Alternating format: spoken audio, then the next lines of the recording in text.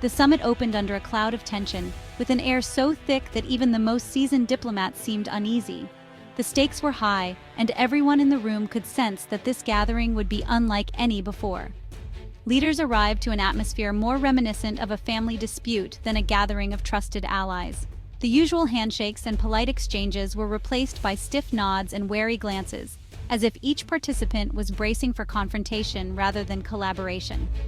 President Trump's unpredictable style unsettled European leaders, who were accustomed to the measured, formal rhythms of traditional diplomacy. His blunt remarks and off-script comments left many unsure of what to expect next, adding a layer of unpredictability to already fraught discussions.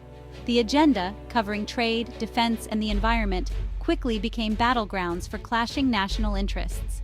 Each topic sparked heated debate, with leaders defending their positions more fiercely than ever before, unwilling to yield ground on issues they saw as vital to their country's futures. Trump's America First approach directly challenged the EU's commitment to multilateralism, making consensus elusive. His insistence on renegotiating long-standing agreements left European leaders frustrated, as they struggled to find common ground in a rapidly shifting landscape. Joint statements that were once routine now seemed impossible. The tradition of presenting a united front to the world was abandoned, replaced by visible signs of discord and unresolved disputes. Behind closed doors, diplomats scrambled to contain the discord, working late into the night to salvage what little agreement they could. Yet, public statements only fueled the sense of division, as leaders aired their grievances in front of the cameras, amplifying the rift for all to see. The leaders' body language, captured in countless photos, spoke volumes about the rift.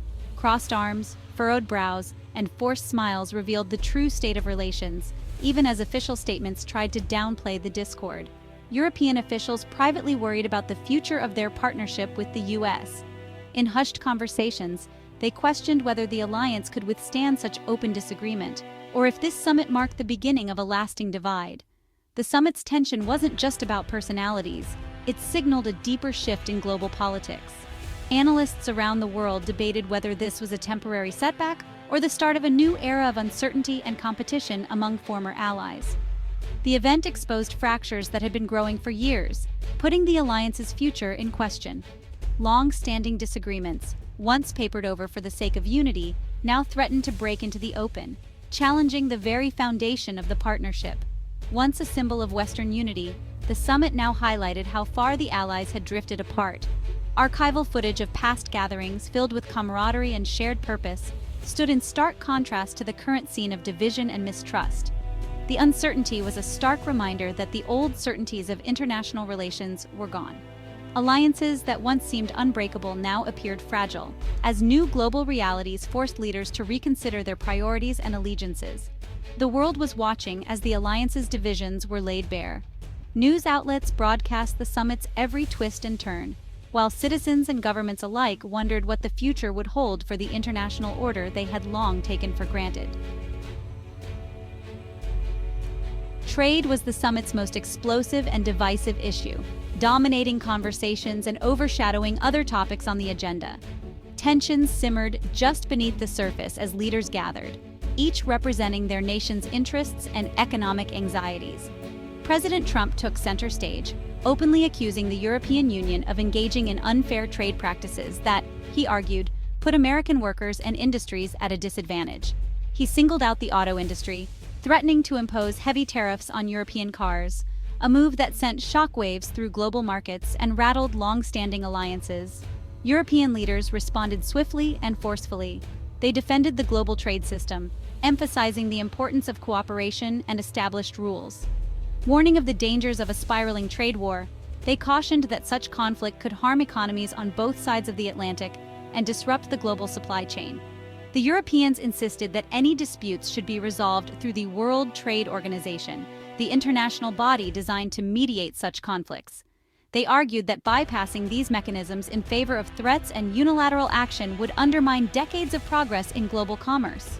Germany and France emerged as the EU's strongest voices, leading a united front.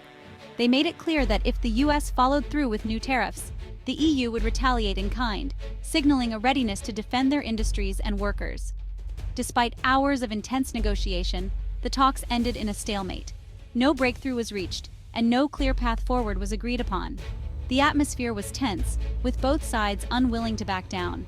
This split revealed a fundamental clash of philosophies: America's push for protectionism and bilateral deals versus Europe's commitment to a rules-based international order.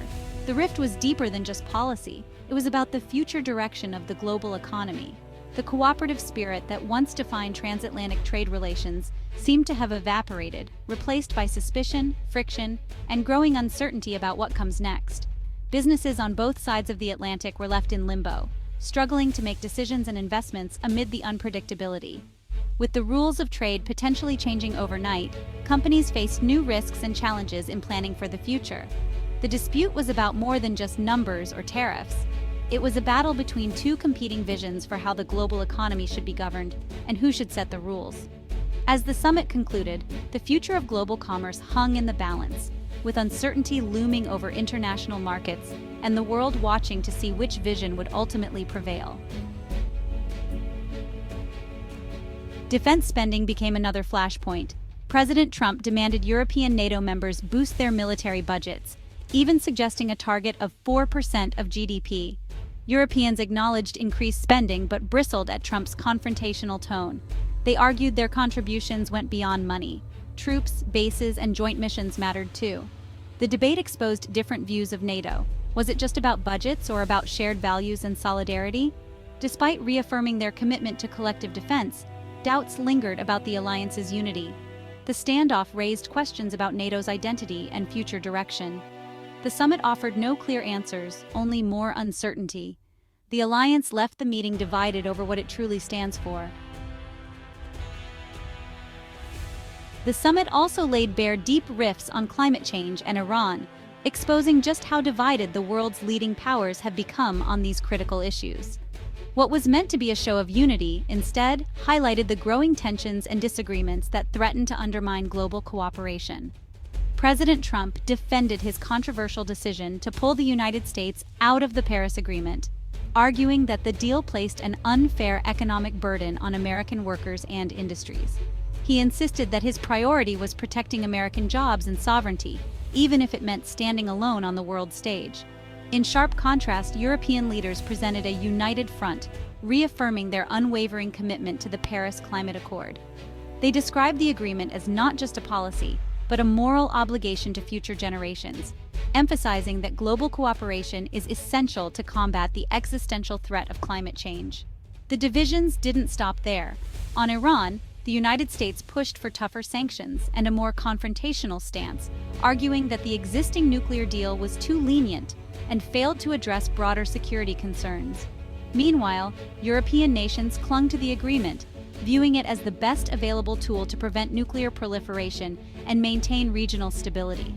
These disputes reflected a broader philosophical divide: Europe's enduring faith in multilateralism and collective action versus America's increasingly unilateral, go-it-alone approach. The two sides struggled to bridge their differences, each convinced their path was the right one. The inability to find common ground on these urgent global threats weakened the alliance's ability to lead and respond effectively. Frustration was palpable as diplomats left the negotiating table without meaningful progress. Without unity, coordinated action on climate and security became nearly impossible. The lack of consensus meant that ambitious solutions were out of reach, and the world's most pressing problems remained unresolved. The world's most powerful nations found themselves at odds, their disagreements creating a dangerous leadership vacuum at a time when global cooperation is needed most. The stakes could not be higher, as unresolved disputes risk escalating into larger crises. In the end, the summit underscored just how hard it will be to tackle global challenges together. The path forward remains uncertain, with the world watching to see if these divisions can ever be bridged. Personal meetings between President Trump and European leaders became a focal point. Trump favored direct talks, hoping for breakthroughs in one-on-one settings. Sometimes these meetings produced moments of apparent harmony. Leaders emerged praising their personal rapport, but these flashes of goodwill rarely translated into broader agreement.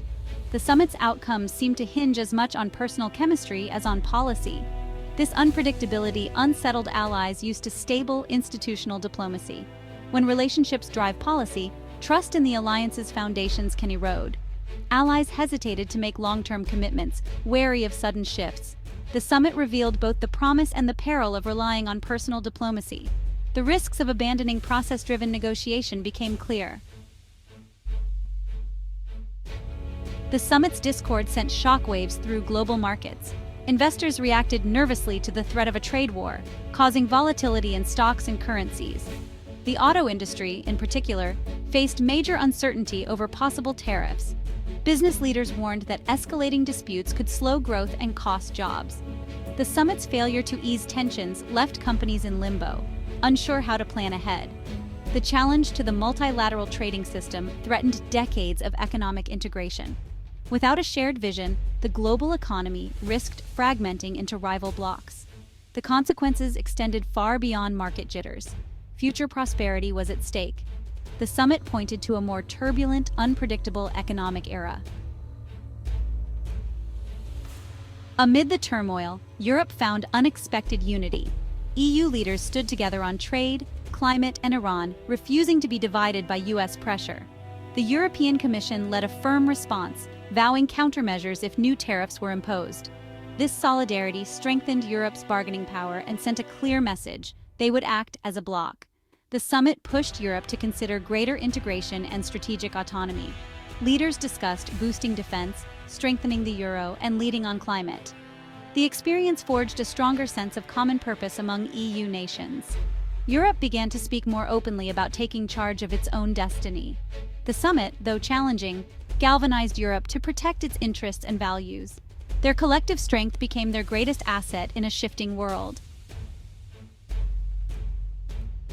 The summit ended with more questions than answers about the transatlantic alliance.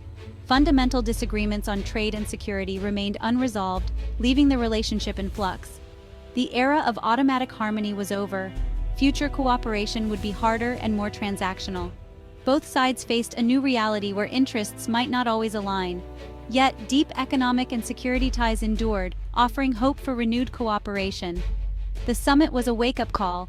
Trust and unity could no longer be assumed. Rebuilding the alliance would require patience, listening, and real effort. The future depended on leaders' willingness to bridge divides exposed at the summit.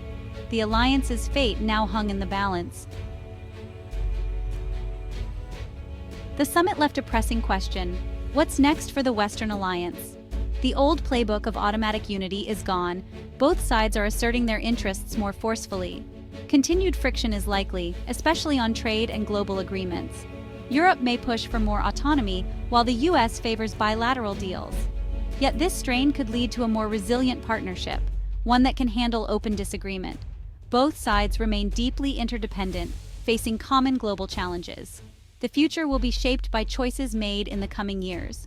Leaders must look beyond immediate disputes to focus on shared strategic interests. The summit exposed the cracks. Now comes the hard work of repair or reinvention.